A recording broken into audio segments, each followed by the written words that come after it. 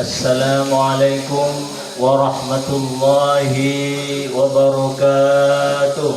Waalaikumsalam warahmatullahi wabarakatuh. Alhamdulillahi rabbil alamin. Assalatu wassalamu ala asrafil anbiya wal mursalin wa ala alihi wa ashabihi ajma'in, amma ba'du. Rabbi shrah li sadri wa yassir li amri wahlul 'uqdatam min lisani yafqahu qawli, amma ba'du. A'udzu billahi minasy syaithanir rajim. Bismillahirrahmanirrahim.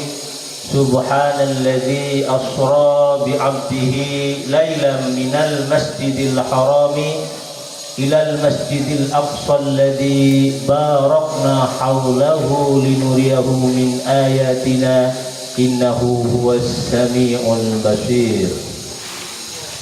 Yang saya hormati seluruh pengasuh Pondok Pesantren An-Nuqayah, yang saya hormati Kepala Sekolah SMK An-Nuqayah, yaitu yang terhormat Al-Mukarram Bapak Riyadi, yang saya hormati seluruh staf jajaran Dewan Guru SMK An-Nuqayah dan seluruh siswa SMK An-Nuqayah Putra yang jumlahnya sekitar 200 siswa yang saya cintai. Ini belum apa-apa saya sudah korupsi angka ini. Artinya 200, saya bilang 2000 ini. 200. Mudah-mudahan tahun-tahun mendatang menjadi 2000 ya. Amin. Amin. Ya Rabbal Alamin. Alhamdulillah, pada kesempatan kali ini kita diberi kesehatan oleh Allah Subhanahu wa taala sehingga bisa bermujalasah wajhan biwajhin, face to face, bertatap muka, beradu rasa di pagi ini untuk memperingati Isra Mi'raj Nabi besar Muhammad sallallahu alaihi wasallam. Salatan wa salaman daiman ala nabiyina Muhammadin sallallahu alaihi wasallam. Siswa-siswa SMK yang berbahagia, ketika saya diundang oleh Waka Kesiswaan SMK, yaitu Bapak Sukron Hamidi, saya tanya, ini saya pakai bahasa Indonesia atau pakai bahasa Madura? Dijawab oleh beliau, terserah. Saya kemudian pilih bahasa Indonesia. Kenapa? Karena nilai dakwahnya lebih luas daripada kalau saya menggunakan bahasa Madura. Kalau saya menggunakan bahasa Madura, mungkin yang mendengar ketika dimasukkan ke media sosial, ketika diupload di YouTube, mungkin yang mendengar dan paham apa yang saya katakan itu sekitar 1,1 juta jiwa orang Madura. Tapi kalau saya menggunakan bahasa Indonesia, akan ada 390 juta jiwa yang akan mendengar apa yang saya sampaikan dan paham apa yang saya sampaikan. Sebenarnya sebelum saya memilih menggunakan bahasa Indonesia, saya mau pakai bahasa Arab. Kenapa? Biar nampak Islami. Tapi kemudian saya gagal menggunakan bahasa Arab. Soalnya saya khawatir pendengarnya tidak paham apa yang saya bicarakan. Yang lebih saya khawatirkan, saya tidak paham apa yang saya bicarakan.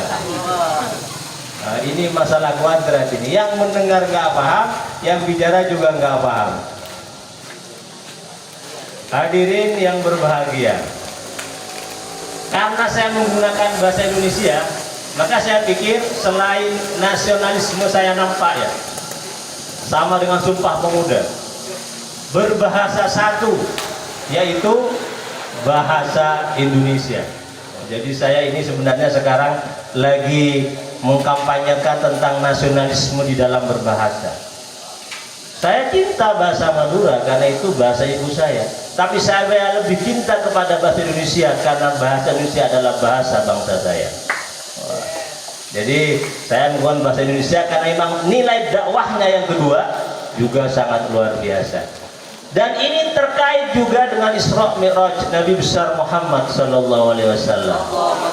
Nabi besar Muhammad sallallahu alaihi wasallam itu diisrokan dari Masjidil Haram ke Masjidil Aqsa, lalu kemudian naik ke langit ketujuh, Sidratul Muntaha, ke Baitul Ma'mur menghadap Allah Subhanahu wa taala karena persoalan dakwah. Apa dakwahnya? Di tahun 10 kenabian. Berarti Rasulullah pada usia itu 50 tahun. Rasulullah mengalami kebuntuan dakwah. Seluruh pintu dakwah di Mekah tertutup bagi Rasulullah. Bahkan di luar Mekah juga tertutup. Tidak hanya tertutup, bahkan Rasulullah juga dibully, dicaci maki, dilempari batu, dihina, dicaci maki. Dakwahnya enggak diterima, orangnya yang berdakwah tidak diterima pula, bahkan dicaci maki. Kenapa? Karena pada tahun 10 kenabian, dua orang yang berjasa selama 10 tahun Rasulullah berdakwah wafat. Yang pertama yaitu Sayyidah Khadijah, istri beliau, meninggal pada usia 65 tahun setelah 25 tahun bersama Rasul menyokong dakwah Rasul. 1 bulan lebih 5 hari paman beliau Abu Thalib juga meninggal dunia. 2 soko guru, 2 tiang penyokong dakwah Rasul meninggal di waktu yang sangat berdekatan. Coba kita bertanya, apa hebatnya Sayyidah Khadijah Al-Kubra sehingga kemudian Rasulullah itu ketika beliau wafat, Rasul sangat sedih. Suatu hari Sayyidah Aisyah, istri muda Rasulullah, masih muda, datang kepada Rasulullah. Rasulullah sering mengingat-ingat Sayyidah Khadijah ini yang sudah wafat. Kemudian Aisyah datang dengan penuh kecemburuan. Cemburu ya. Kata Aisyah, wahai Rasul, kenapa engkau sering-sering menyebut nama Khadijah yang sudah wafat, yang sudah mati, yang sudah meninggal dunia? Kan masih ada istri kamu yang masih hidup. Ini yang pertama, kata Siti Aisyah. Mengapa kau menyebut-nyebut Rasul, wanita tua? Sayyidah Khadijah dinikahi Rasul usia 40 tahun, Rasulullah usianya 25 tahun. Makanya kata Siti Aisyah, kenapa Rasul engkau menyebut-nyebut terus wanita tua, padahal Allah sudah menganugerahi engkau wanita yang muda. Siapa? Saya. Tuh. Jadi ini yang membuat Aisyah cemburu. Sayyidah Khadijah sudah meninggal, disebut-sebut. Istrinya yang masih hidup jarang disebut.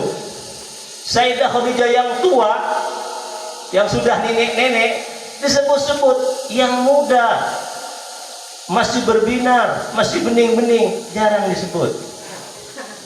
Cemburu ya, glowing ya. Yang glowing jarang disebut. Karena Sayyidah Aisyah itu luar biasa cantik, jarang disebut-sebut. Ada apa dengan Rasul? Rasul kemudian bilang, tutup mulutmu Sayyidah, tutup mulutmu Aisyah, diam. Kamu tahu Khadijah adalah wanita pertama yang mempercayai aku ketika semua orang mendustakanku. Itu yang pertama. Yang kedua, Khadijah adalah orang yang pertama kali mengorbankan seluruh hartanya ketika semua orang enggan memberikan hartanya padaku. Itu Aisyah yang membuat saya sering terkenang kepada Sayyidah Khadijah Al-Kubra. Makanya ada sebagian orang bilang begini, kalau mau menikah, nikahilah wanita yang lebih tua. Setuju? Hah? Setuju? Katanya ikut Rasul, katanya ittiba'un Nabi. Rasulullah pertama kali menikah usianya muda, istrinya lebih tua, 15 tahun lebih tua istri beliau ketimbang beliau. Makanya ada orang bilang paling bagus bagi laki-laki kalau menikah istrinya lebih tua. Setuju? Setuju. Berarti kamu nggak ikut Rasul ini. Oh, setuju ya? Iya, mudah-mudahan nanti kamu dapat istri yang lebih tua. Amin ya, nggak usah amin ya. Amin. Lebih tua yang penting sama dengan Sayyidah Khadijah Al-Kubro. Saya pernah baca buku psikologi. Katanya begini, kalau suami lebih tua daripada istrinya 7 tahun itu bagus. Apa bagusnya? Karena suaminya bisa membuat istrinya itu tunduk, bisa mengajarinya. Tuh. Tapi kalau kemudian istrinya lebih muda dari suaminya 3 tahun atau sama, itu kurang bagus. Kenapa? Akan sering diskusi. Istrinya merasa juga tahu, suaminya merasa tahu. Suaminya bilang kepada istrinya A, kata istrinya B. Kenapa? Karena merasa sama-sama tahu. Yang satu adzan, yang satu iqomah. Istrinya disuruh ke barat, maunya ke utara. Kenapa? Sama-sama tahu soalnya. Loh. Kalau istrinya lebih muda 17 tahun, itu masalah. Kenapa? Mau gendong terus. Mau gendong terus. Ya kan masih anak-anak soalnya. Tapi kalau istrinya lebih tua daripada suaminya 17 tahun, itu bagus. Kenapa? Suaminya yang gendong terus. Karena istrinya sudah sangat dewasa. Jadi ada orang bilang begitu ya. Jadi kalau ingin kaya, nikahilah perempuan yang lebih tua dari dirinya, asalkan perempuan itu kaya. Nah, itu ya. Ya kalau nggak kaya tetap miskin ya. Kan ada artis yang tiba-tiba kaya. Ternyata kenapa? Ternyata istrinya kaya, itu kan ya. Siapa artis dangdut itu saya lupa. Ada yang tahu? Nggak boleh menyebut, takut ghibah. Ya. Hadirin yang sama-sama dimuliakan oleh Allah Subhanahu wa taala. 2 orang yang mendukung Rasulullah itu wafat. Sayyidah Khadijah. Makanya ada yang bilang Khadijah itu adalah wazirun nasrah, menteri kemenangan Rasulullah. Sejak Rasulullah pertama kali menerima wahyu, Rasulullah itu kemudian kedinginan, gumikil, ketakutan, pulang kepada Sayyidah Khadijah. Khadijah yang menghangatkannya. Dengan apa? Dengan bicaranya. Jangan takut wahai suamiku, kamu termasuk orang yang baik kepada orang miskin, kamu termasuk orang yang baik kepada semua orang, kamu orang yang taat kepada Tuhan. Tidak mungkin Tuhan akan memberimu hal-hal yang jelek. Tenang Rasulullah. Kenapa? Ketika Rasulullah pertama kali bertemu dengan malaikat Jibril, Rasulullah itu ketakutan. Takut-takut apa? Jibril itu bukan malaikat yang diutus oleh Allah, tapi adalah jin yang biasa datang kepada para asyu'ara, para penyair-penyair, dan juga al-kahin, dukun-dukun yang ada di padang pasir di Mekah. Takut Rasulullah. Tidak mungkin Tuhan akan menyanyiakanmu. Kalau kamu nggak percaya, ayo suamiku datanglah kepada sepupu saya. Siapa? Waraqah bin Naufal. Ketika datang, kata Waraqah, huwa namus. Dia adalah malaikat yang diutus kepada Muhammad dan mengangkatmu sebagai nabi. Andai kata kelak saya hidup, saya akan terus mendukungmu. Tenang, kenapa? Karena istrinya bagus, istrinya dewasa, istrinya matang, suaminya takut, dia yang menenangkannya. Jadi cari istri yang seperti itu. Kalau kamu lagi galau, istrinya yang membuat kamu tenang. Kalau kamu kalah, istrinya yang membuat kamu menang. Itu istri yang luar biasa. Jangan sampai pilih istri yang kalau kamu senang, dia gembira. Kalau kamu kalah bangkrut, dia menjelek-jelekan kamu. Apa yang kok terus abisnis ada bangkrut lah. Itu lagi bangkrut. Kalau lagi bagus-bagusnya, banyak hasilnya, untungnya banyak, itu berkat doa saya suami. Tiap malam saya mendoakan suamiku tercinta agar bisnisnya luar biasa. Dan sekarang terbukti, alhamdulillah begitu. Karena itu suamiku, jangan lupa persentase untuk saya yang mendoakanmu tiap malam. Jangan dari istri yang seperti itu. Dia sama dengan lagu. Abang punya duit, saya sayang. Abang nggak punya duit, saya tendang. Nah itu ya. Jadi cirilah istri yang seperti Sayyidah Khadijah Al-Kubra. Ketika suaminya galau, ketika suaminya broken, dia yang mengangkatnya. Makanya disebut dengan Wazirun Nasrah, Menteri Kemenangan. Ternyata wafat.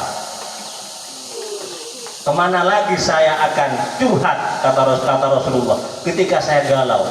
Sedangkan tempat curhat saya yaitu Khadijah Al-Kubra sudah wafat. Kemana lagi saya akan meletakkan kepala saya ketika bingung berdakwah kepada umat, ketika pundak tempat saya meletakkan ke kepala saya sudah meninggal. Jadi sudah. Itu bersedih Rasulullah. Karena kenapa? Istri itu, kata Sayyidina Umar ya, Sayyidina Umar itu kan termasuk orang yang gawat darurat. Kalau Umar itu ya gawat darurat, bukan hanya gawat, OGD, orang gawat darurat itu, bukan OGD. Umar bin Khattab. Kenapa? Setan takut sama Umar. Setan takut, apalagi manusia. Kalau berbicara Umar bin Khattab itu dengan pedangnya, wahai manusia, wahai orang Islam, kalau kamu salah, saya luruskan kamu dengan pedang saya. Kalau saya salah, tolong luruskan dengan pedang kamu. Wah, pedang kan, main tak-takan Umar itu. Makanya Umar Al-Faruq, Al-Farqu bainal haq wal batil, yang bisa membedakan antara yang benar dengan yang salah. Kalau benar, dengan pedang yang membela.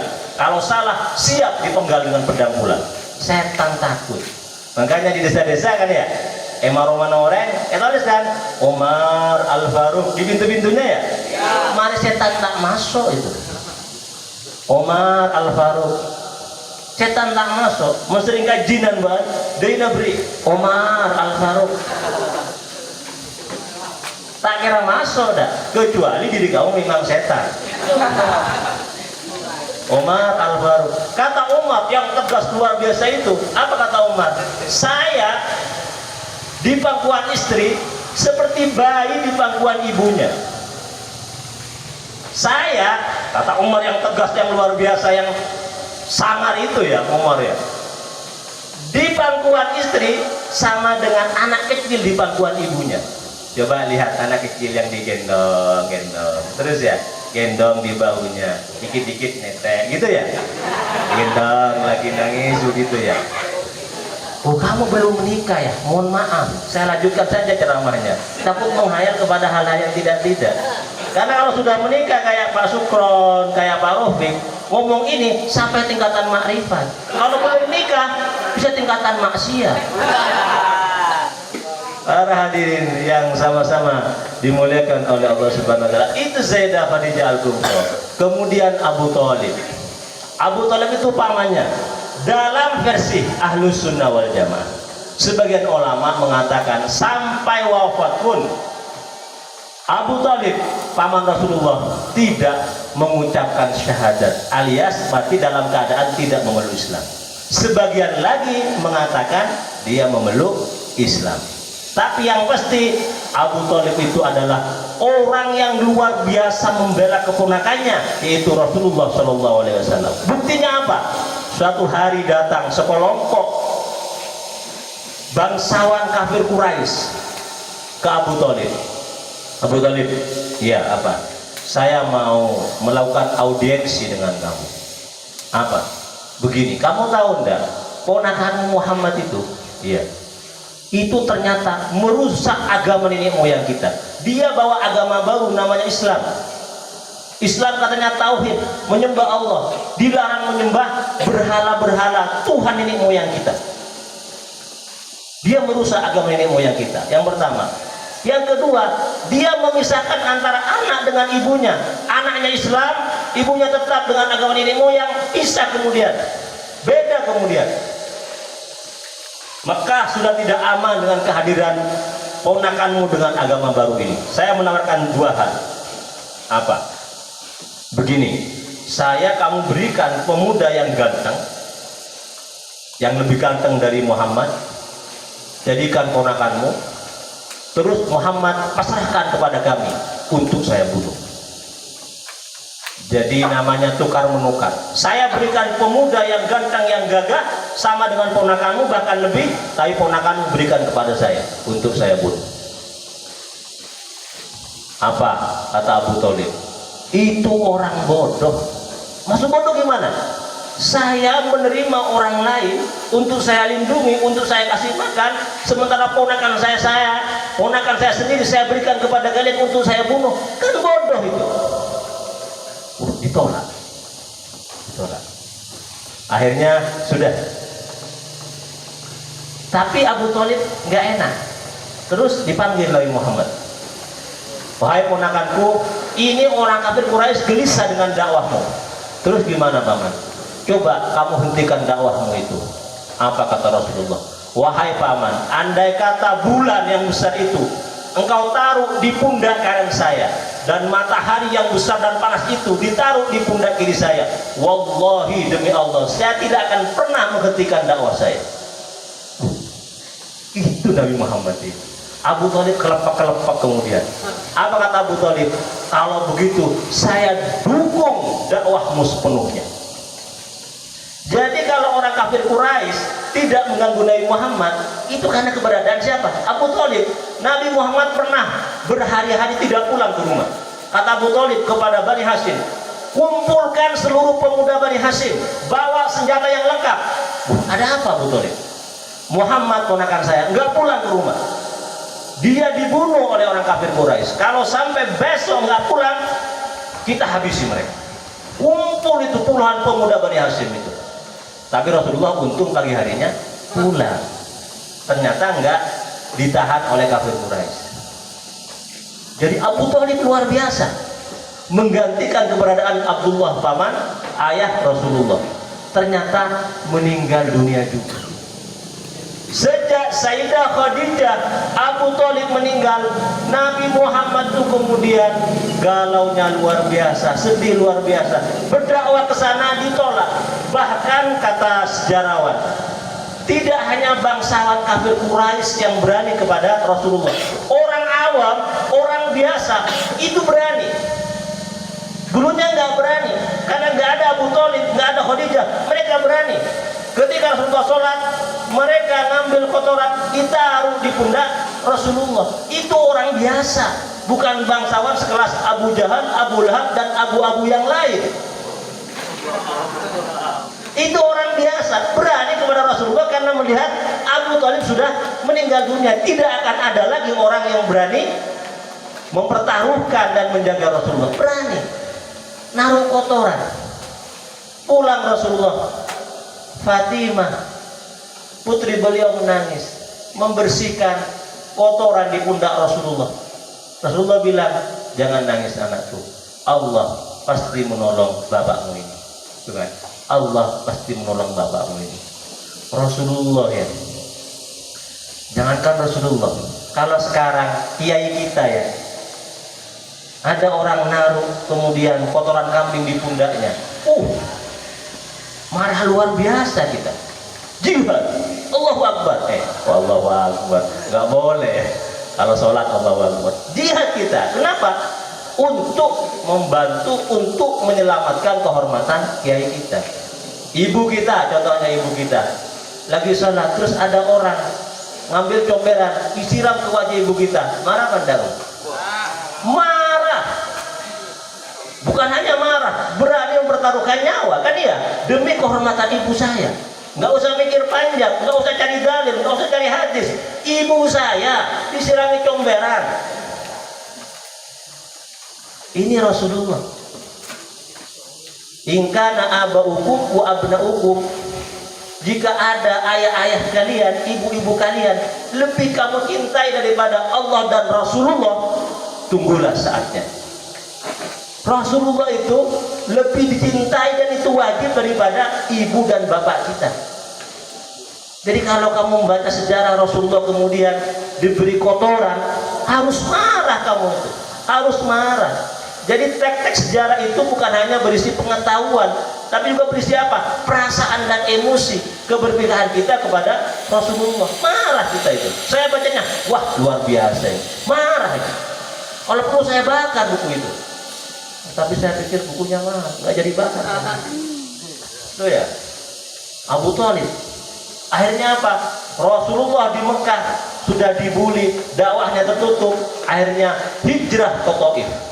Taif itu 65 km dari Mekah. Sama dari sini ke Surabaya. Saya dulu ketika berjalan ke Taif itu luar biasa panas. Tidak, bercanda.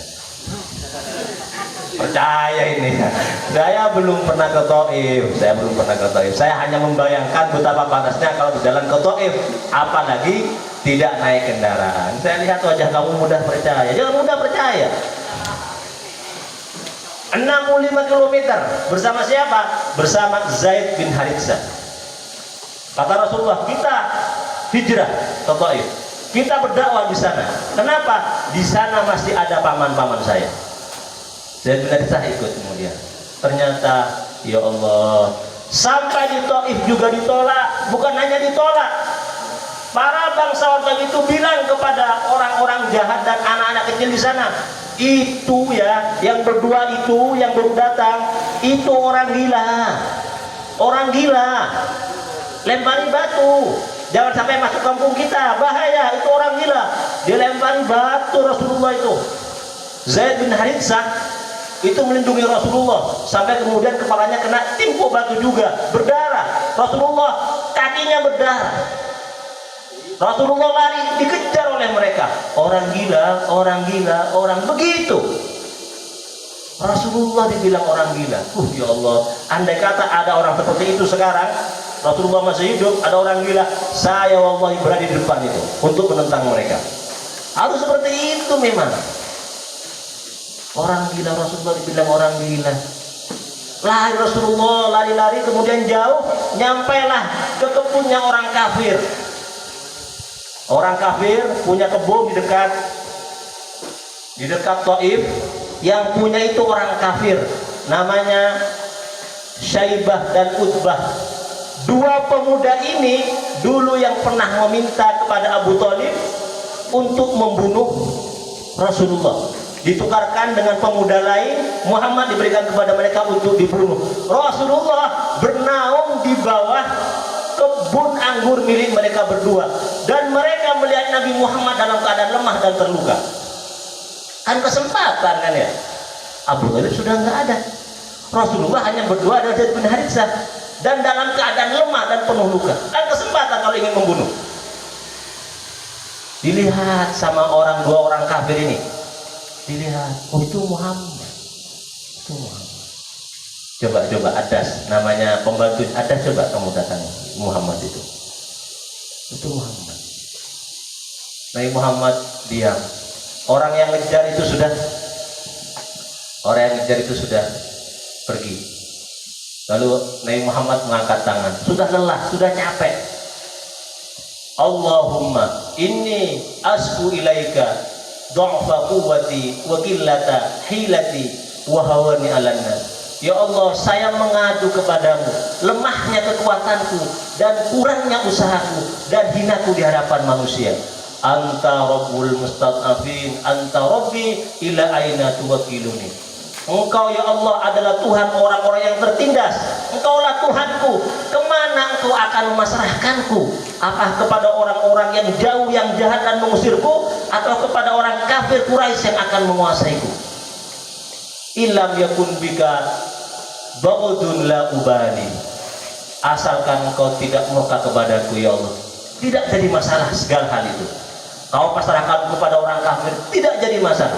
Kau pasrahkan kepada orang Taif yang sudah memukuliku, enggak jadi masalah. Kenapa kata Rasul dalam doanya? Karena anugerahmu kepadaku lebih luas, lebih hebat dari apa yang saya derita sekarang. Wala haula wala quwata illa billahil aliyil azim. Tidak ada kekuatan yang bisa melakukan kebaikan dan tidak ada kekuatan yang bisa menolak kejelekan kecuali kekuatan darimu ya Allah. Adas bergetar, getar. Utbah dan Syaibah itu kemudian tercenung. Yang asalnya benci kepada Rasulullah tercenung kemudian. Dahsyat doa Rasulullah. Kata Ramadan Al-Buti dalam fikus surahnya itu, fikus sirahnya itu, gemetar mereka berdua itu. Adas kemudian bilang, siapa engkau sebenarnya? Saya belum pernah mendengar kalimat seindah itu, sedahsyat itu, kecuali dulu di daerahku diucapkan oleh Yunus. Oh, kamu dari Ninawa? Iya Rasul, saya dari Ninawa. Yunus itu adalah saudaraku, sama-sama Nabi. Oh, berarti engkau Nabi. Sujud mencium tangan dan kaki Rasulullah. Syaibah bergetar hatinya, tidak jadi membunuh Rasulullah, bahkan dia memerintahkan Adas untuk memberikan anggur kepada Rasulullah. Tuh bayangkan doa ya. Kalau doa diucapkan dengan sepenuh hati, orang kafir yang keras hatinya luluh lantak. Doa silahul mukminin. Doa itu adalah senjatanya orang mukmin. Rasulullah pernah seorang diri,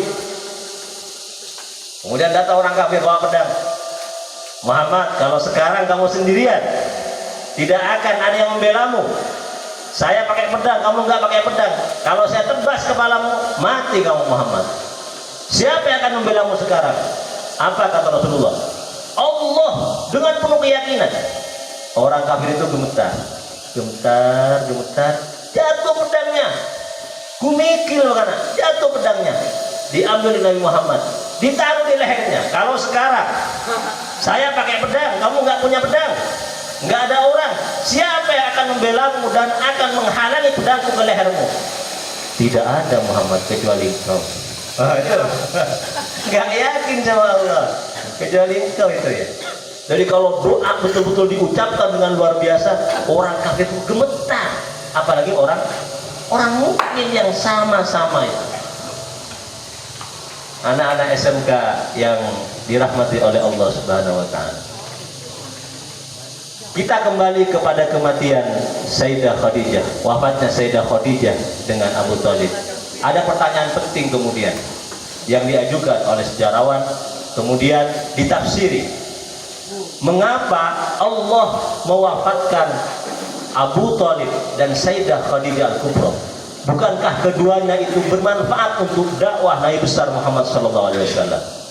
Dijawab, pertama, biar tidak ada kesan bahwa Rasulullah itu selamat, menang dalam dakwahnya gara-gara perjuangan Abu Thalib dan Sayyidah Khadijah, sehingga kemudian peran Allah hilang di dalam dakwah Nabi Muhammad.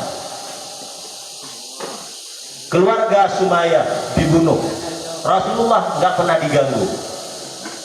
Orang-orang mustad'afin, orang-orang yang miskin disiksa.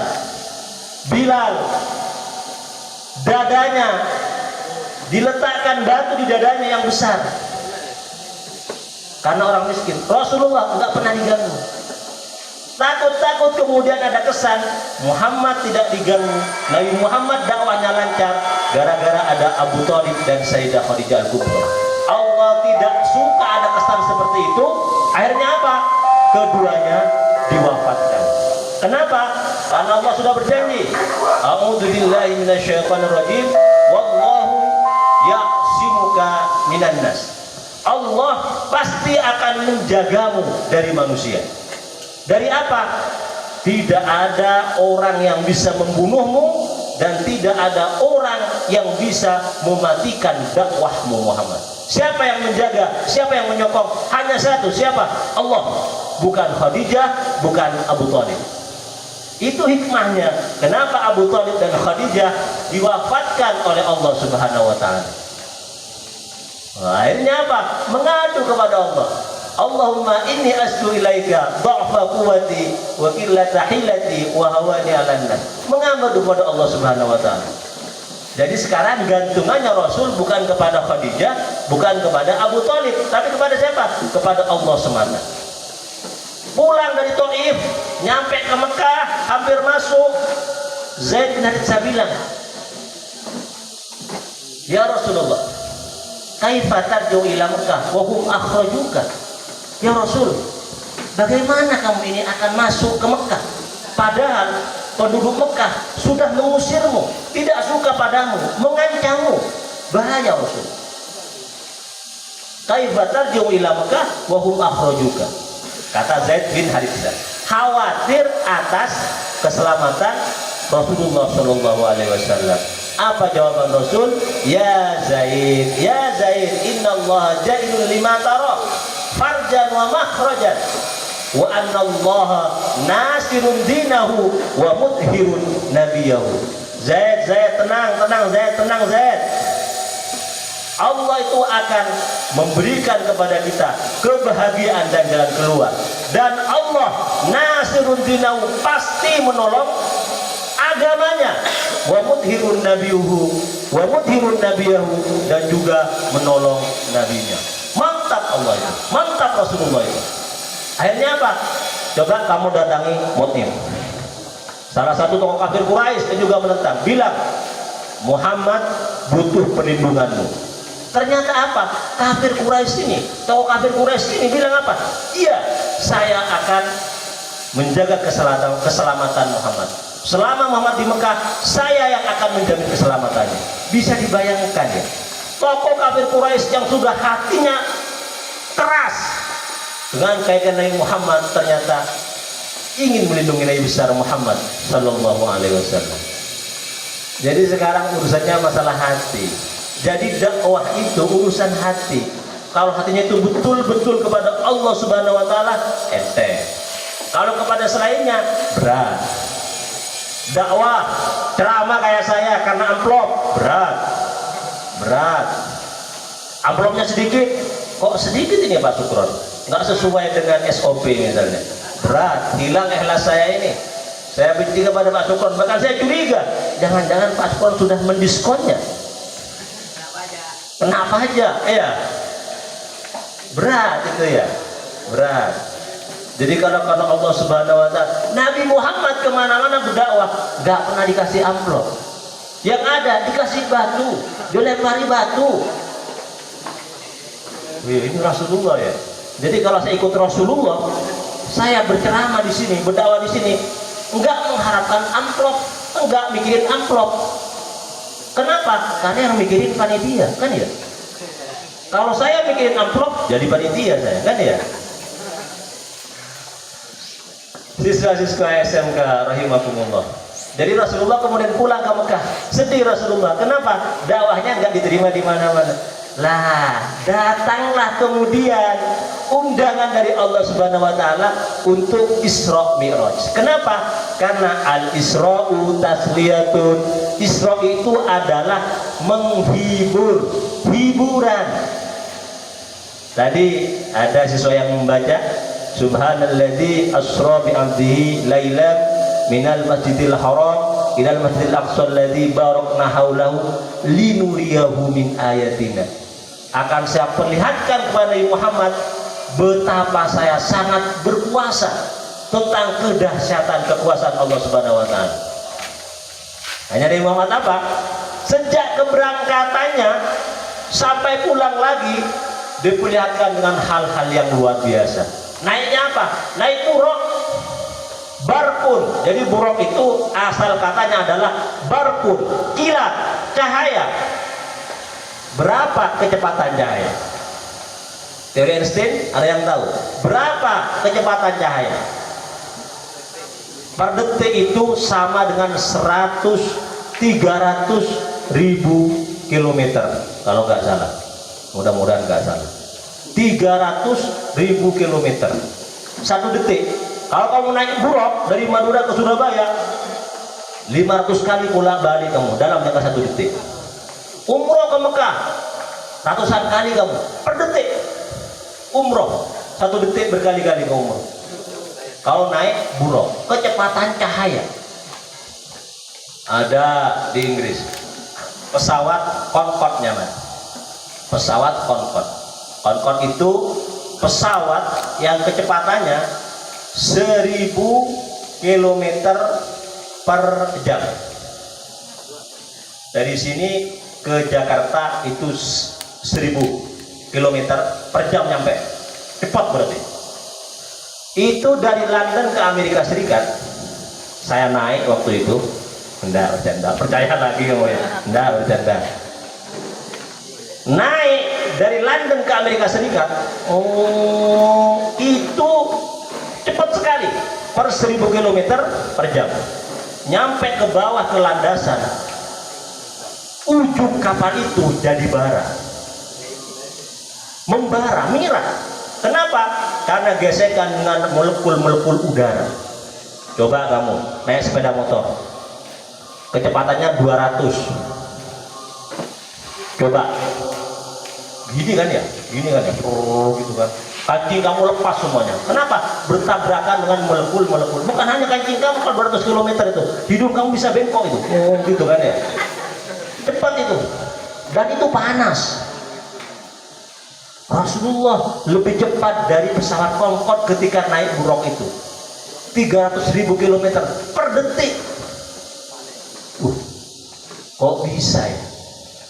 Bagaimana tubuh Rasul tidak hancur?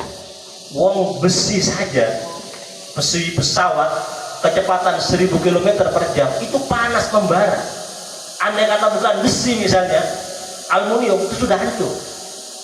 Apalagi pentol, hancur itu.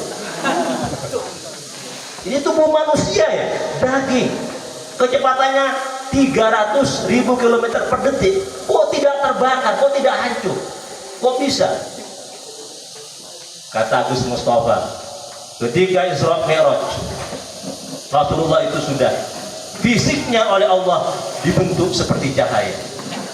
Makanya kalau kita baca di bawah itu, nur, pokok nur, engkaulah Nabi Muhammad, cahaya di atas cahaya. Bukan hanya jiwanya penuh cahaya, tapi tubuh Rasulullah juga dibentuk seperti cahaya. Makanya ketika naik buruk yang sama-sama cahaya, aman Rasulullah. Aman. Loh, dari Masjidil Haram ke Masjidil Aqsa itu 2 bulan PP, pulang pergi 2 bulan.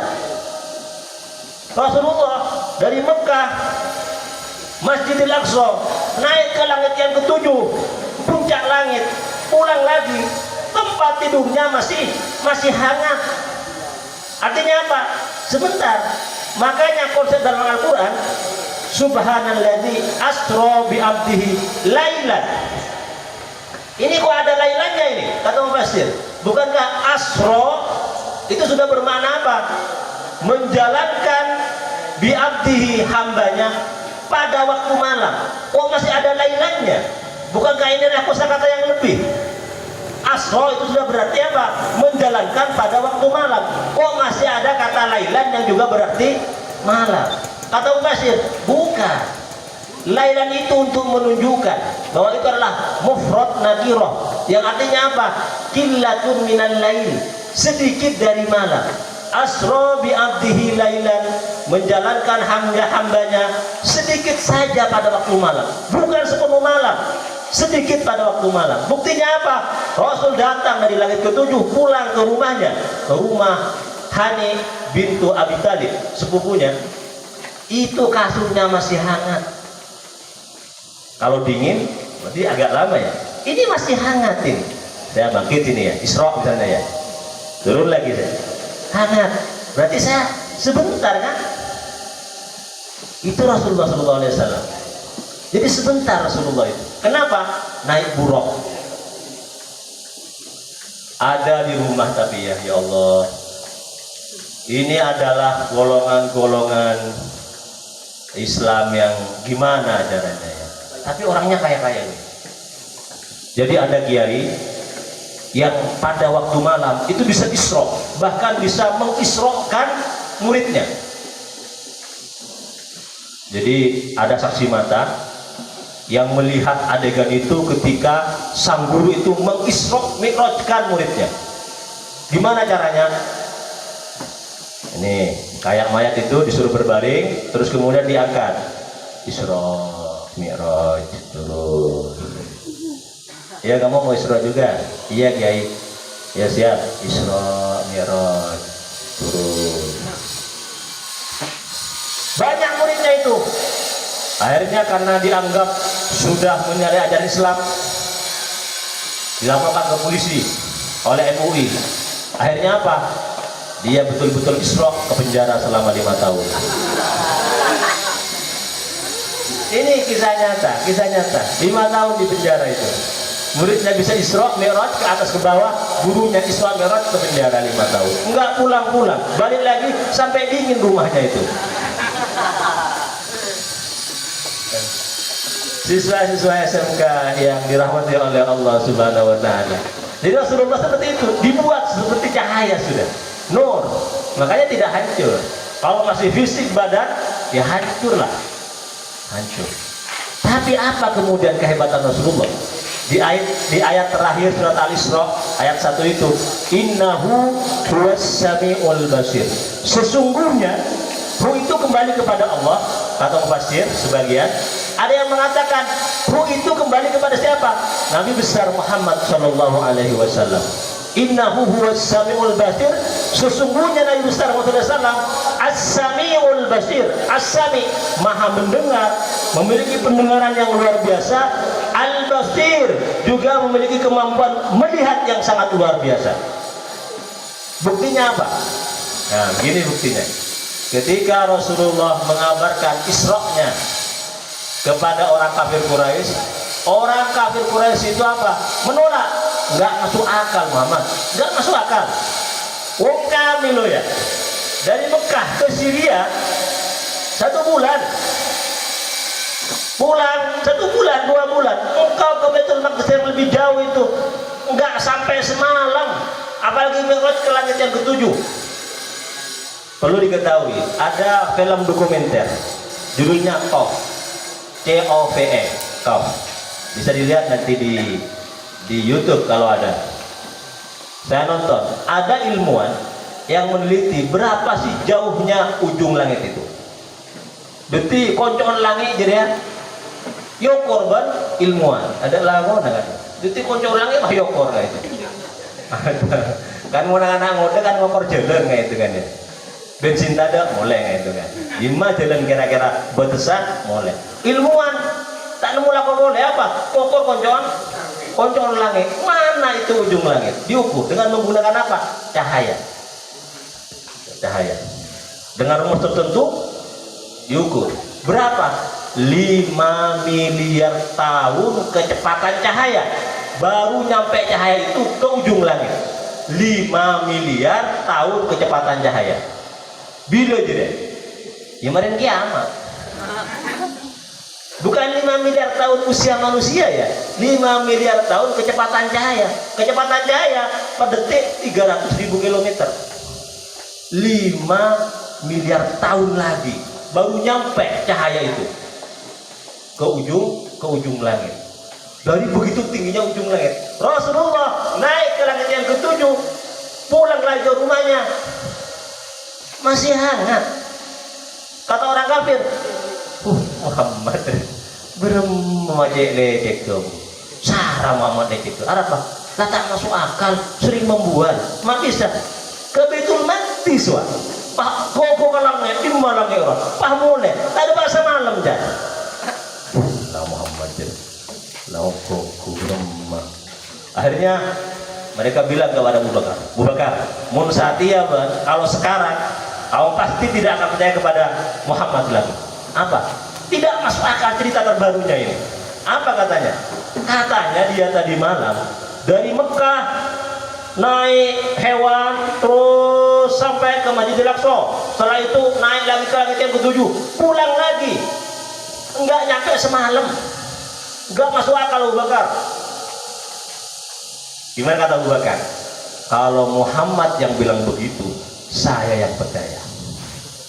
Kalau Muhammad bilang begitu, saya percaya. Masuk akal tak masuk akal, kalau Muhammad bilang seperti itu, saya percaya. Ini luar biasa. Keyakinannya mantap. Makanya Abu Bakar diberi gelar As-Siddiq, orang yang meyakini seluruh apa yang didahulukan Rasulullah SAW. Mantap hatinya. Ya, siapa yang mau bersedekah? Abu Bakar datang dengan seluruh hartanya. Abu Bakar, kalau semua harta kamu itu diberikan untuk jalan dakwah, terus istrimu, anakmu mau makan apa? Allahu wa rasuluhu, biarlah Allah dan Rasulnya yang menjamin. Urusan Islam Abu Bakar ya ada. Lah menghadapi orang kafir yang tidak percaya itu, Rasulullah kemudian bilang begini, kalau kalian nggak percaya, saya ketika berangkat dari Masjidil Haram ke Masjidil Aqsa, saya melihat dua rombongan. Rombongan pertama, itu unta yang di depan, itu jalannya kurang bagus. Rombongan yang kedua, lagi istirahat. Ada botol minuman, saya minum, botolnya sudah kosong. Rombongan itu sekarang sekitar 40 km mau datang ke sini. Coba tanya rombongan pertama, betulkah ada unta yang kurang bagus jalannya? Yang kedua, tanyakan kepada rombongan yang kedua, adakah botol minuman yang kosong? Tanya Kyongku mana? Ternyata betul ada. Ada botol minuman yang ditutup rapat yang nggak pernah dia minum. Ternyata ketika dilihat kosong. Dia terkejut. Siapa yang meminum ini? Dari Muhammad. Kecepatan wung itu ya, Nabi Muhammad masih bisa melihat hal secara detail. Kenapa? Innahu huwas samiul basir. Coba naik sepeda motor 200 km kecepatannya, kok bisa nggak bisa pikir? Tak bisa, nggak bisa pikir kan ada kan itu ya. Tak bisa dah, kecepatan cepat ini, paling hanya 200 km. Rasulullah kecepatan cahaya bisa melihat secara detail. Kenapa? Ya luar biasa. Innahu huwas samiul basir. Karena itulah dalam Isra Mi'raj itu yang menjadi subjek adalah Allah Subhanahu wa taala. Yang menjadi objek adalah Rasulullah. Yang Isra bukan Rasulullah. Yang Isra bukan Rasulullah. Yang Isra itu adalah Allah, karena asro yusri isro'an bermakna menjalankan pada waktu malam. Lalu siapa yang menjalankan? Allah. Jadi yang isro itu, yang menjalankan itu adalah Allah, yang dijalankan adalah Rasulullah. Makanya bukan Isra Mi'raj, Isra Nabi besar Muhammad SAW. Tapi nggak apa-apa, karena sudah dipahami bahwa yang menjalankan itu adalah Allah. Kalau manusia nggak masuk akal, tapi kalau Allah menjalankan dalam waktu sebentar dari Masjidil Haram ke Masjidil Aqsa, sangat bisa. Kata Hamka ya, itu sama dengan ceritanya semut. Gimana semut? Ada semut cerita, saya tadi berjalan dari Sulawesi ke Surabaya. Berapa jam? 6 jam. Gak mungkin karena semut yang lain. Gak mungkin. Semut itu kalau 6 jam mungkin hanya 100 meter. Kamu dari Sulawesi ke Surabaya 6 jam pulang pergi nyampe. Gak mungkin. Kata semut, bukan saya yang berjalan, saya dijalankan. Dengan apa? Saya ikut disaku orang lalu naik pesawat dari Sulawesi ke Surabaya, pulang lagi ke Sulawesi. Kalau saya berjalan nggak mungkin, cuma saya ikut orang, ikut pesawat. Nabi Muhammad ikut siapa? Ikut Allah. Makanya kemudian akal manusia tidak bisa mencernanya. Itu ya, itu adalah teori analogi bagaimana kita bisa memahami keajaiban Isra Mi'raj.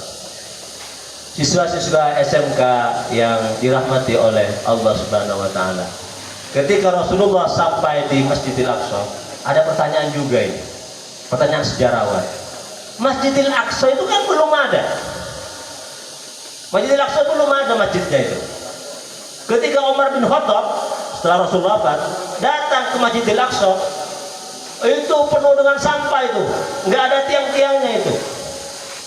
Bagaimana dikatakan Rasulullah itu Isra dari Mekah ke Masjidil Aqsa? Maksudnya tempat beribadah, tempat ibadah namanya Masjidil Aqsa. Masjid yang sekarang kita kenal itu tidak sama dengan masjid yang digunakan oleh Al-Quran di dalam ayat ini. Ketika sampai ke Masjidil Aqsa, ternyata sudah banyak para nabi sholat, kemudian Rasulullah. Setelah itu apa? Oleh malaikat ditawari 3 hal dalam satu riwayat. Yang satu ditawari apa? Ini Muhammad, ini air, ini susu, ini khamr. Pilih apa Rasulullah? Hah? Air apa susu? Air ya. Susu. Air. Susu. Kata malaikat Jibril, ahsanta, betul kau Muhammad. Kalau kau pilih air, tenggelam umat kamu. Tenggelam umat kamu. Kalau kamu pilih khamr, mabok. Mabok umat kamu nanti. Kamu pilih susu, seger. Seger. Susu kan seger ya? Susu cap nona, seger. Susu kambing etawa, seger ya dia? Seger. Pokoknya susu seger. Kenapa? Karena diulang-ulang. Susu seger itu. Susu seger itu. Diulang-ulang. Yang diulang-ulang itu sebenarnya yang sering kemudian bikin orang ketagihan kan ya. Makanya susu diulang. Kalau diulang 4 kali, susu, nggak bagus itu. Susu, kasusu ya, maksudnya ya, tahu kasusu ya, luka buru itu. Susu, sama juga luka buru itu. Ya, Rasulullah itu memilih susu. Kenapa? Agar umatnya itu putih, bersih, sehat. Nah, ini umatnya kan ya, ini kan bersih-bersih kan ini. Putih-putih ya, giginya ya, putih-putih giginya. Wajahnya juga putih-putih ya, putih-putih, ada panunya ya, putih-putih ya. Seluruh tubuhnya putih-putih, ada tulangnya kan ya kan, pasti putih itu. Mati pun menggunakan kain kafan yang putih. Iya. Karena kenapa? Umat Islam harus putih-putih. Disunnahkan menggunakan baju yang putih. Rasul itu senang dengan menggunakan baju yang putih. Kenapa? Karena ada 2 efektivitas. Di Mekah panasnya luar biasa. Kalau pakai baju hitam makin panas. Kenapa? Hitam itu tidak menetralisir hawa panas. Jadi pakai baju putih panasnya hilang. Yang kedua, putih itu bermakna suci. Orang kalau pakai baju putih itu bertanda apa? Hatinya suci. Hatinya suci. Ke masjid sunnah pakai baju putih. Sholat pakai baju putih. Senang Rasulullah pakai baju putih. Saya pakai baju putih nih. Cuma disamarkan ini. Nih, ada putihnya ini kan ya. Pocong pakai baju putih juga ya? Iya itu. Sama juga baju putih itu. Siswa-siswa SMK yang dirahmati oleh Allah Subhanahu wa taala. Akhirnya Rasulullah setelah di Baitul Maqdis berangkat. Mi'raj itu artinya tangga. Ada yang bermakna naik. Mi'raj, tangga. Tangga kemana? Ke langit. Di langit pertama bertemu dengan Nabi Adam. Langit kedua bertemu dengan Nabi Zakaria dan Nabi Isa alaihissalam. Adam Abul Bashar, bapaknya semua manusia, termasuk bapak nenek moyangnya Rasulullah. Yang kedua bertemu dengan Nabi Zakaria dan Isa. Isa itu adalah anak keponakan Nabi Zakaria. Nabi Isa itu punya ibu, namanya siapa? Maryam. Isa adalah satu-satunya manusia di muka bumi yang punya ibu tapi tidak punya bapak. Loh ya, punya ibu tapi tidak punya bapak. Siapa bapaknya? Ruhul Kudus.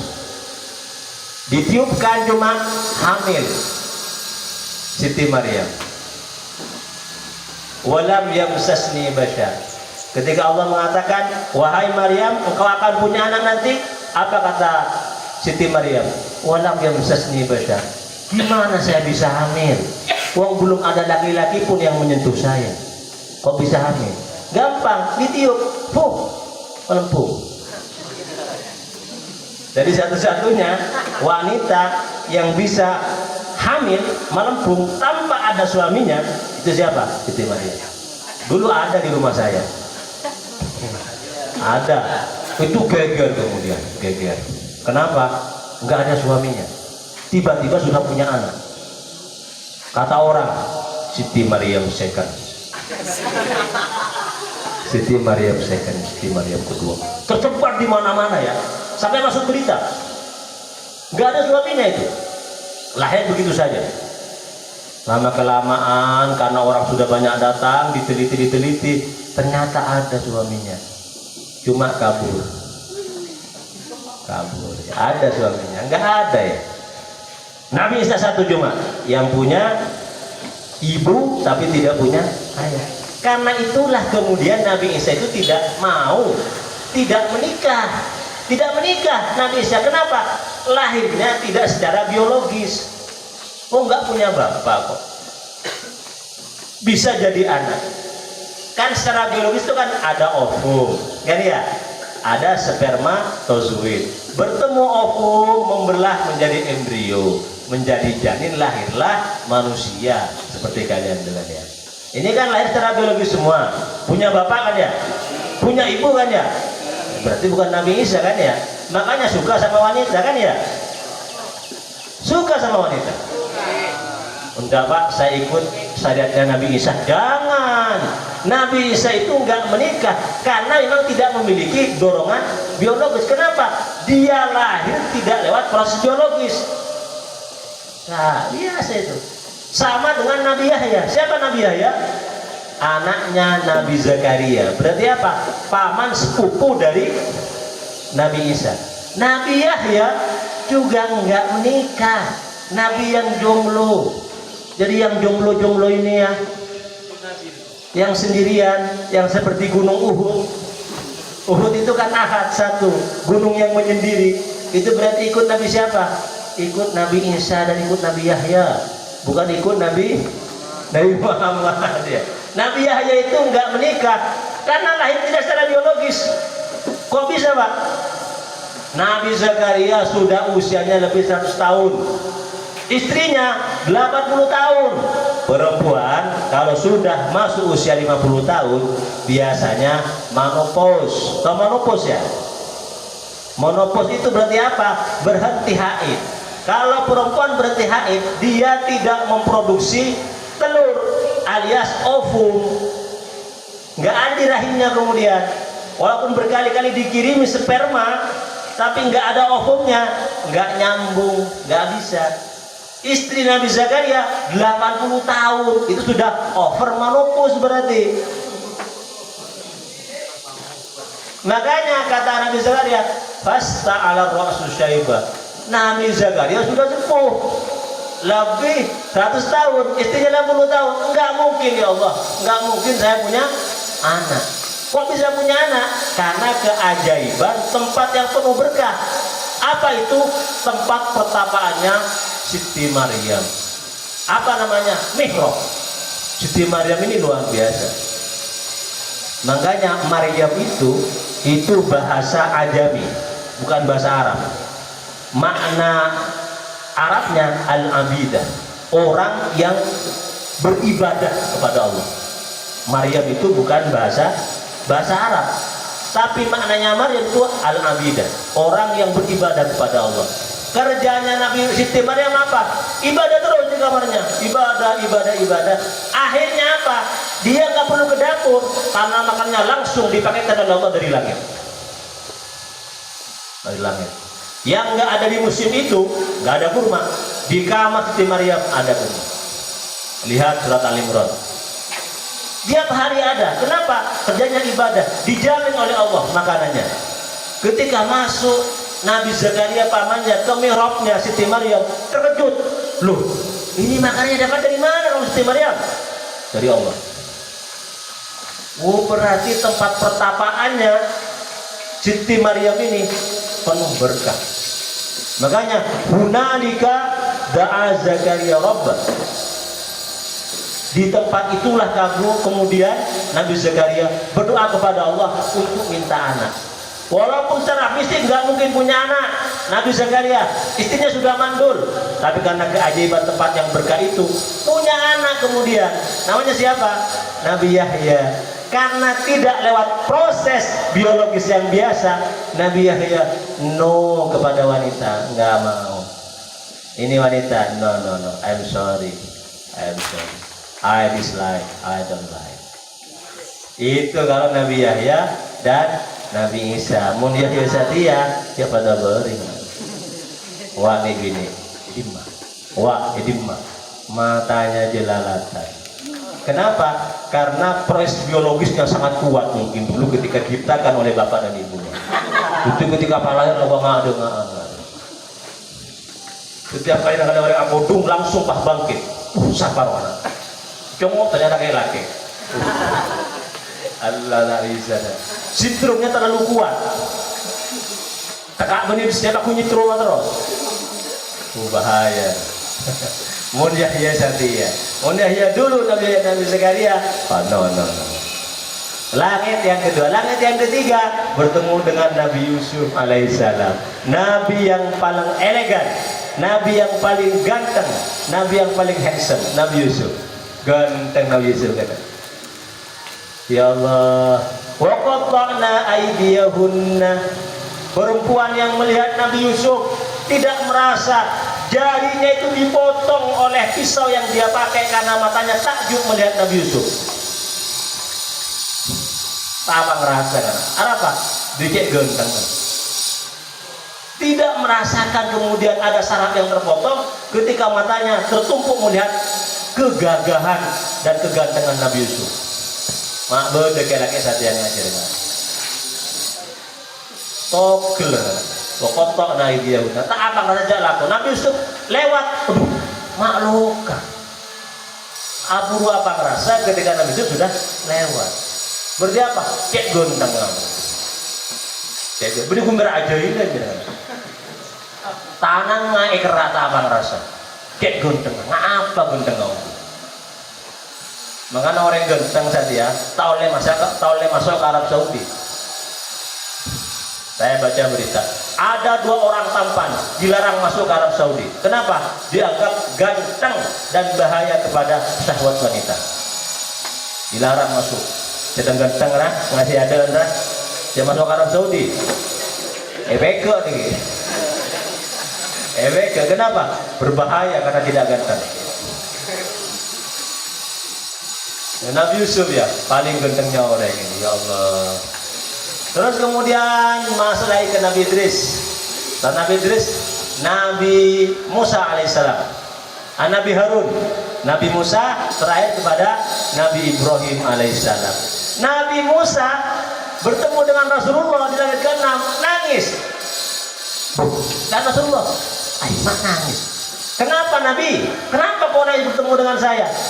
Aduh Nabi ya Rasul, saya terharu. Kenapa? Saya rasa umat saya itu yang banyak masuk surga. Ternyata masih ada yang lebih banyak masuk surga. Adalah umatmu. Musa itu kan punya umat, namanya Bani Israel. Yahudi, Nasrani, Bani Israel itu kan. Ternyata apa? Ada umat yang lebih banyak masuk surga dibandingkan umat Nabi Musa. Terharu Nabi Musa, nangis sampai kemudian. Itu ya. Ya kita ini. Man qala la ilaha illallah dakhala al-jannah. Barang siapa yang mengucapkan la ilaha illallah pasti masuk surga. Kita akan baca syahadat ya. Baca la ilaha illallah. Walaupun banyak melakukan beragam dosa, pasti masuk surga. Setelah disiksa terlebih dahulu. Dicuci dulu. Karena itulah ya, orang sakit itu mestinya bersyukur. Cedok duri, aduh sakit, alhamdulillah. Sakitnya kena duri itu penghapus dosa. Kata Rasulullah, ada dosa yang tidak bisa dihapus dengan istighfar. Ada dosa yang tidak bisa dihapus dengan ibadah. Apa? Dosa-dosa yang hanya bisa dihapus dengan rasa sakit yang dirasakan oleh hamba, oleh manusia. Tenang duri, aduh sakit, dosa hilang. Panas, demam, 7 malam, antum sakit, dosa hilang. Stroke 10 tahun, nggak bisa berjalan kemana-mana, makan masih ditimung gitu ya, masih digendong dan segala macam, kejeding, itu kan susah luar biasa. Kalau sabar, hilang dosanya. Makanya sakit yang luar biasa itu ketika naza. Ketika naza, naza itu adalah paling sakitnya sakit. Kata Rasulullah, ingin tahu seperti apa sakitnya orang meninggal dunia ketika naza? Kasyatin tuslaku wahiyah hayatun. Seperti kambing yang dikuliti kulitnya dalam keadaan hidup. Embi, teku, pangker, pakolet, pajok, orang ngarwa. Sakit orang ketika naza. Makaton biasa ulang abis orang naza gasa. Tenang. Iya, karena sudah tubuhnya lemah. Tapi batinnya, jiwanya, perasaannya bergolak. Kenapa? Sakit. Seperti kambing yang dikuliti dalam keadaan hidup. Makanya orang mati ya, pas mencelak, benih juga itu. Biasanya kan orang yang bisa kan, mati mencelak, apa? Juga berarti bukan. Orang yang mati mencelak seperti itu wajar. Kenapa? Ketika ruh diangkat tabi'ahul basar. Jadi ruh itu ya diangkat dari soko. Jadi orang mati orang sokona ngetang. Mari ya. Pas buru kata op, buru kata pokang, buru kata sana pokang, buru kata bu, buru kata dede. Ini pas buru ke tenggorokan ini. Hatta yumergi. Ketika ruh sudah sampai ke tenggorokan, enggak diterima tobat itu. Hatta yumergi. Setelah itu kemudian ditarik sengkron lewat di atas kepala. Tapi Abul Basor, pandangannya bisa melihat ruh yang ditarik oleh malaikat maut. Tarik, pahman celak mata apa? Itu biasa. Kenapa? Melihat ruh. Makanya orang yang mendampinginya segera menutup matanya. Muntah itu kalau bisa jom, takun mancelak, abu ngalah, selotipah. Iya. Mau berapa hari ya kena melak boleh, dia melak boleh, nah boleh kena. Harus yang berapa? Lakban, saya lakban bah, matana itu. Yang jago LTK, aku LTK nih bah, aku lakban. Atau apa dengan cara yang sekiranya bisa tertutup, karena ada di rumah saya ya Allah, mati tengah malam, nggak ada yang mendampingi. Ketika pagi hari keruan kapi, tangan sudah nggak jelas ada di mana. Ketika ditarik ke sini lagi, melawan dia. Akhirnya apa? Dipingkut. Diikat ini kemudian, diikat. Yang masalah apa? Matanya. Kenapa? Ketika matanya masih biasa, bisa dikasih selotip dan segala macam. Ketika dimandikan, tanpa locot kan, paman celah. Itu orang takut untuk memandikan. Saya tanya, ini kenapa kok ada yang memandikan? Takut kan? Kenapa? Atau ngabes? Kan dia kan atau ngabes kan? Mancelak atau ngabes? Berapa mana ngabes?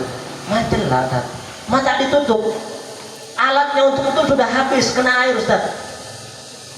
Katanya lagi kepada ibu-ibu yang lain, bu, remuk pandi. Pom tak takut dulu. Tahu apa? Tahu ngaengaan. Tahu ngaengaan gitu. Kan melotot begini kan ya. Akhirnya apa? Ya terpaksa saya turun tangan itu memandikan. Itu perempuan tuh ya, sudah tua. Saya nggak takut kalau cuma dilihat seperti itu. Karena saya memejamkan mata. Iya.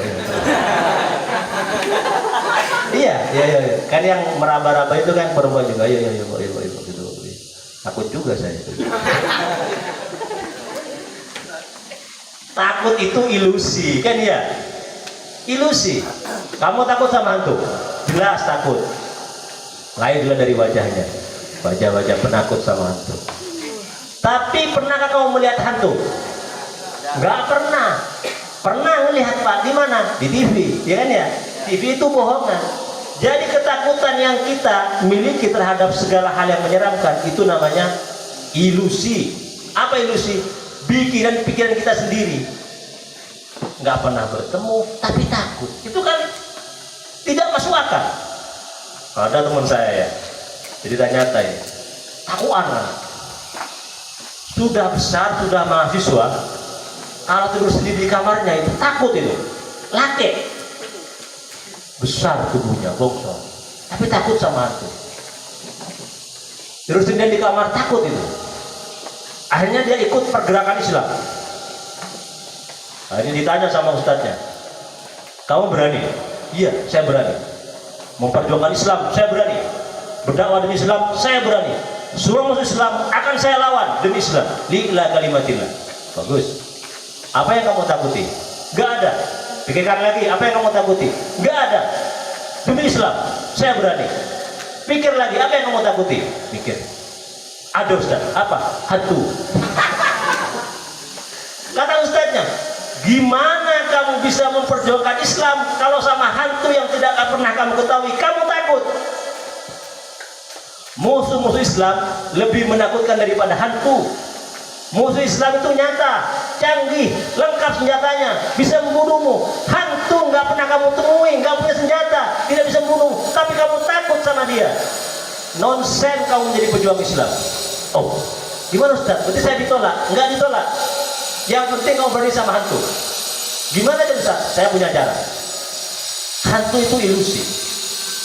Sekarang kamu praktek. Kamu datangi tempat yang paling menakutkan, yang menurut kamu adalah tempatnya hantu. Siap Ustaz.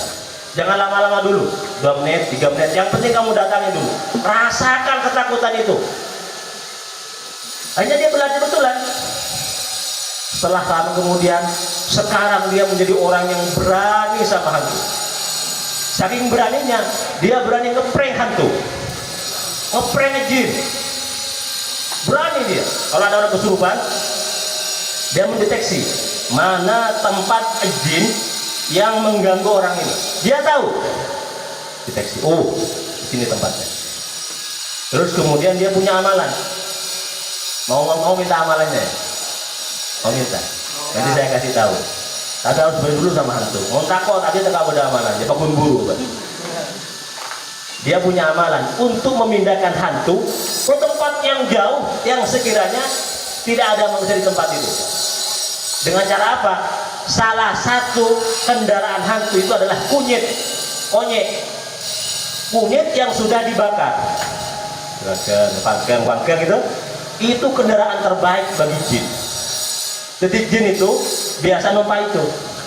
Akhirnya dibuang ke tempat tertentu, jinnya juga kemudian terbuang. Dinaik itu. Mau tanpa kunyit sulit jin itu untuk dipindahkan. Kalau bisa ya ditangkap, masukkan ke botol. Kalau nggak bisa, itu aja. Ayo naik kendaraan gratis, kunyit. Tapi setelah terlebih dahulu dibacai doa-doanya. Akhirnya sama teman saya itu dibacakan doanya. Jinnya mau bernegosiasi. Iya saya mau pindah. Asalkan sediakan kendaraan saya. Sudah, ini kunyit. Ketika naik ya, naik sudah. Pak epeset karena kunyitnya wah. Epeset terus Pak. Pancor. Ajaran sedawan. Akhirnya apa? Jadi musafir dia. Isra dia. Tidak naik kendaraan buruk, tidak naik kendaraan kunyit. Kenapa? Sahabat teman saya itu dia prank. Lagu prank ya? Iya. Prank ya. Dari begitu beraninya. Asalnya takut, jadi orang yang berani. Kenapa? Karena hantu itu adalah ilusi. Jangan bilang saya demi Islam berjuang sama hantu takut. Bohong gitu ya. Siswa-siswa SMK yang dirahmati oleh Allah Subhanahu wa taala. Jadi akhirnya Rasulullah sampai ke Sidratul Muntaha, kemudian ke Baitul Ma'mur. Di situ kemudian Allah memberikan wahyu apa? Sholat. 50 kali dalam jangka sehari semalam. Siap kata Rasulullah, siap. Pulang kemudian ketemu sama Nabi Musa. Nabi Musa ini adalah nabi yang berani. Nabi yang berani Nabi Musa itu. Nabi Musa itu hukumnya hitam putih. Kalau baju kamu najis, jangan dicuci. Yang najis itu dilingkahi lalu dipotong. Sarung saya najis, enggak usah dicuci, dibolongin saja, najisnya dibuang. Hitam putih. Nabi Musa itu keras orang, kuat orangnya Nabi Musa itu. Menampar penjaganya Fir'aun langsung mati. Tuh. Nabi Harun ditinggal sama Nabi Musa. Ketika Nabi Musa pergi ke Gunung Turzina, datang umatnya menyembah sapi milik Musa Samiri. Marah Nabi Musa. Apa kata Nabi Harun? La ta'khud bilihiyati. Aja jebun Nabi Harun. Bermuat umat. Oh Nabi Musa itu. Bermuat umat Harun. Bapak sesat boleh. Kumrat sabun ini tidak sesat boleh. La ta'khud bilihiyati. Wahai saudaraku, cek taja tang jenggu. Wocot takkan pahelang mendung jenggu bahkan ya. Itu Nabi Musa luar biasa. Tanya Nabi Muhammad, ya Rasul, apa pesan dari Allah? Allah mewahyukan agar umat saya sholat 50 kali dalam jangka sehari semalam. Jangan berat. Oh berat. Umat saya yang besar-besar itu nggak sanggup. Apalagi umatmu yang kecil-kecil dan malas-malas. Gimana ya? Minta sama Allah dispensasi. Melihat ke Jibril. Hai Pak Jibril, gimana Jibril? Ayolah ke atas naik lagi. Sama Allah, ya sudah diskon 45, turun lagi. Gimana Rasul? Kata Nabi Musa, diskon 5, tinggal 45. Jangan, berat itu. Sampai berkali-kali turun, sampai tinggal 5 turun lagi, teman Nabi Musa, tinggal berapa Rasul? 5 kali dalam sehari semalam. Jangan, berat itu. Saya potong besar, berat itu. Umat saya nggak kuat, apalagi umat kamu nggak akan kuat. Minta lagi sama Allah. Gimana Jibril? Gimana Rasul? Hari kita gimana Jibril? Gimana Rasul? Saya malu kayaknya. Sama. Akhirnya apa? Nggak jadi berangkat ke atas lagi. 5 kemudian. Ternyata apa? Wa innaha lakabiratun illa al-khasiin. Salat itu ternyata apa? Lakabiratun. Berat ongkuh. Illa al-khasiin, kecuali kepada orang-orang yang khusyuk. Betul kata Nabi Musa. Sholat duhur 4 menit, subuh 2 menit. Itu pun kalau nggak akselerasi ya, nggak patas ya. Mundur patas 2 menit mare ya. 10 menit mare. Kunut baca mare 10 kan ya. Itu ternyata apa? Berat ternyata. Berat. Nah, itu oleh-olehnya Rasul dari Isra Mi'raj. Dapat apa? Sholat. Ternyata sholat itu apa? As-sholatu mi'rajul mu'minin. Jadi sholat itu apa? Mi'raj kepada Allah. Ketika Rasul bertemu dengan Allah, tenangnya luar biasa.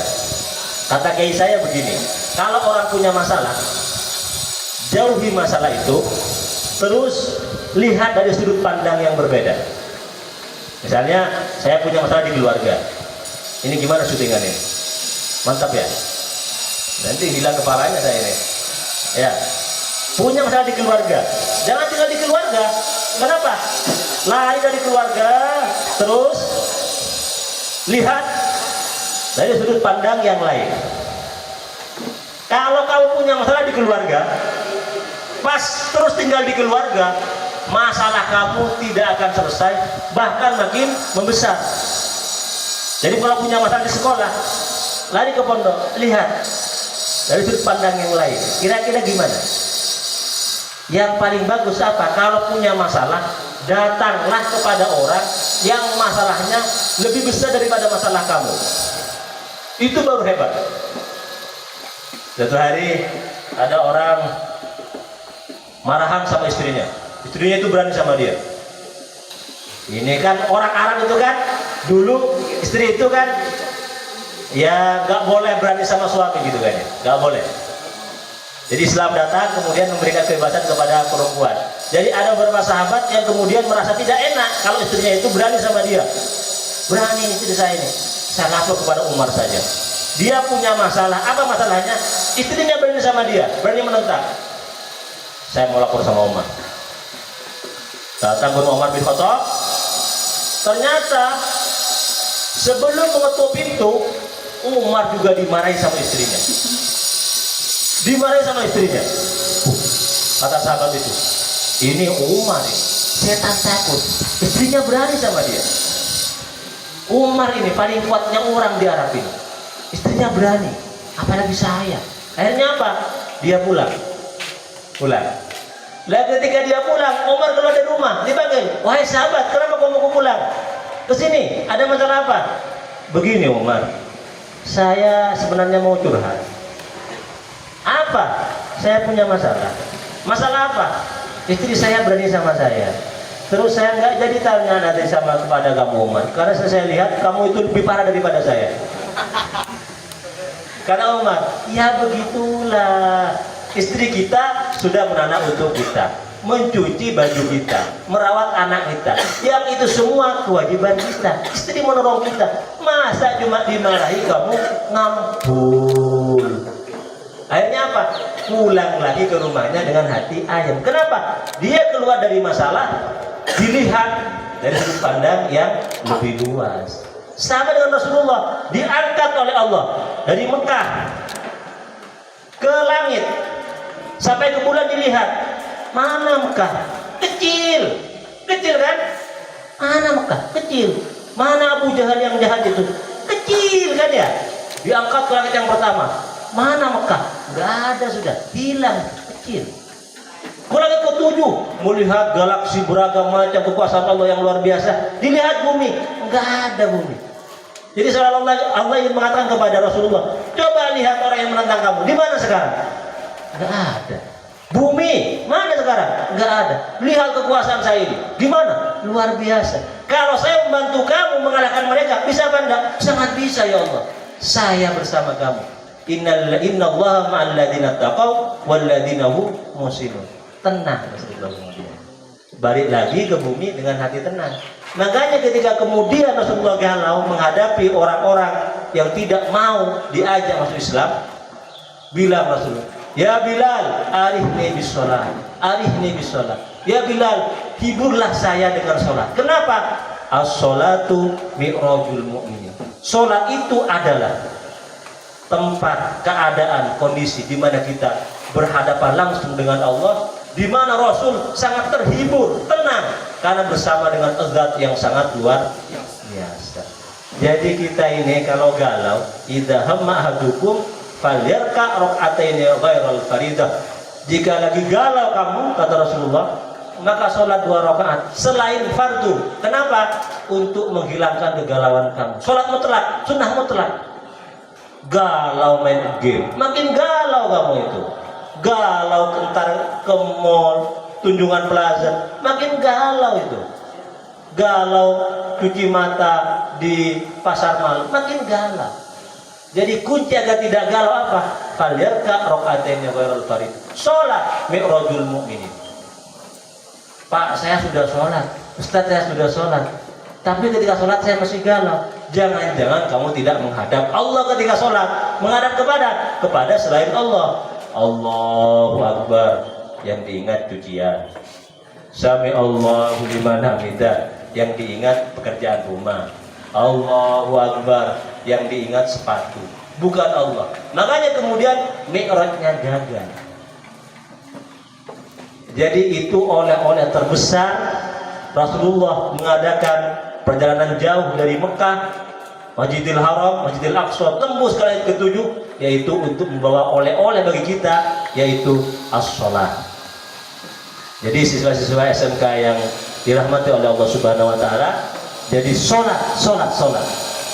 Ada sahabat nanya, ya Rasul, man ahabba ilallah, apa yang paling disenangi oleh Allah? 1, as-sholatu fi waqtiyah. Sholat. Rasul hendak wafat. Apa wasiatnya? As-shalah, as-shalah, as-shalah. Salat, salat, salat. Al-farqu bainan mu'min wal kafir as-shalah. Bedanya orang mukmin dan orang kafir cuma satu, apa? Salat. Orang kafir pakai baju nutup aurat bisa, pakai songkok bisa, pergi ke Mekah naik haji bisa. Siapa? Christian Stockholm, orientalis dari Belanda yang luar biasa. Dia naik haji, padahal tidak boleh orang kafir naik haji. Dia menyamar kemudian, disunat itu. Padahal dia orang kafir, disunat kemudian. Namanya dirubah menjadi Stockholm, menjadi apa? Menjadi Mustafa. Dan dia menikahi 2 muslimah. Kenapa? Orang percaya dia muslim. Akhirnya apa? Lolos naik haji. Maka innamal musyrikuna najasun fala taqrabul masjidal haram. Kan? Orang musyrik itu kafir, nggak boleh najis, nggak boleh masuk ke Masjidil Haram. Stockholm bisa. Kenapa? Menyamar. Bisa orang kafir itu. Tapi masalah sholat, ini perbedaan antara orang mukmin dengan orang kafir. Jadi kita ini oleh-olehnya Isra yang debatable, yang luar biasa itu cuma satu, apa? Sholat. Kalau ingin Isra, Mi'raj, sholatlah. Kalau sholatnya buruk, pasti buruk orangnya. Kalau sholatnya bagus, pasti bagus. Inna sholata tanha anil fahsya'i wal munkar. Demikian apa yang dapat saya sampaikan. Semoga bermanfaat. Semoga pertemuan ini oleh Allah diridhai dan semoga mendapatkan syafaat dari Rasulullah SAW. Semoga semua pembicaraan saya, kalau ada yang salah saya mohon maaf, juga semoga dimaafkan oleh Allah Subhanahu wa taala. Wallahul muwaffiq ila aqwamit thoriq. Assalamualaikum warahmatullahi wabarakatuh. Bismillahirrahmanirrahim. Alhamdulillahirabbil alamin. Wassalatu wassalamu ala asyrafil anbiya'i wal mursalin wa ala alihi wa ashabihi ajmain. Innal hamdalillah nahmaduhu wa nasta'inuhu. Ya Allah, Allahumma ij'alna wa auladana wa talamidana minal ulama'is sholihin wa ahlil ilmi wa ahlil khairi wa ahlil Qur'an wa la taj'alna wa iyyahum min ahli dzulmi wa ahli tughyan. Rabbana hab lana min azwajina wa dhurriyyatina qurrata a'yun waj'alna lil muttaqina imama. Rabbana zalamna anfusana wa in lam taghfir lana wa tarhamna lanakunanna minal khasirin. Rabbana atina fid dunya hasanah wa fil akhirati hasanah wa qina adzabannar. Wa sallallahu ala sayyidina Muhammadin wa ala sahbihi wasallam. Subhana rabbika rabbil izzati amma yasifun wa salamun mursalin walhamdulillahi rabbil alamin. Taqabbal du'ana bi asraril Fatihah. A'udzu billahi minasyaitonir rajim. Bismillahirrahmanirrahim. Alhamdulillahi rabbil alamin. Ar-Rahmanir Rahim. Maliki yaumiddin. Iyyaka na'budu wa nasta'inu ihdinas siratal mustaqim. Siratal ladzina an'amta 'alaihim ghairil maghdubi 'alaihim waladdallin. Amin.